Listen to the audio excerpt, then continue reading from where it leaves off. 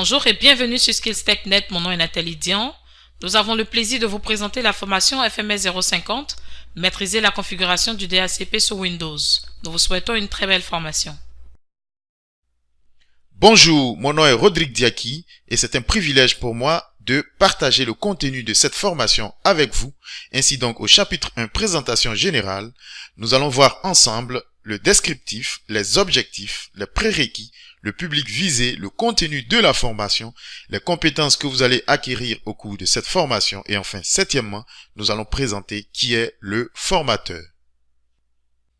Alors, la formation FMS 050 fait un tour exhaustif des notions fondamentales jusqu'aux notions avancées de la configuration et la gestion d'un serveur DHCP dans une infrastructure réseau Microsoft. En effet, bon nombre d'administrateurs pensent que la configuration d'un serveur DHCP se limite à la création, aussi simple soit-elle, d'une étendue DHCP pour la distribution d'adresses IP. Détrompez-vous, car le protocole DHCP est bien plus que cela.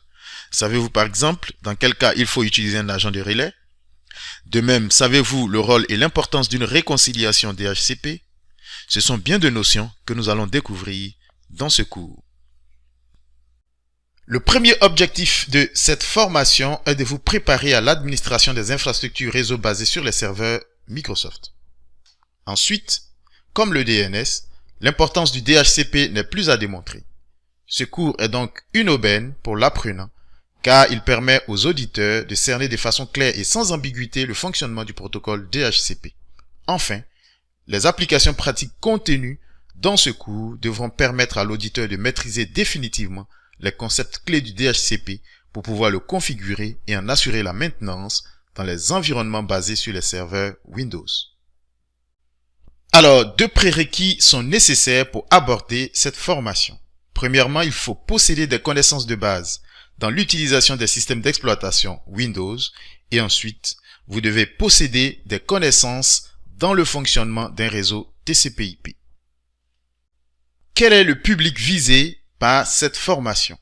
Alors, il s'agit des personnes ayant très peu de connaissances des systèmes serveurs Windows et qui souhaitent se préparer à l'administration des serveurs Microsoft.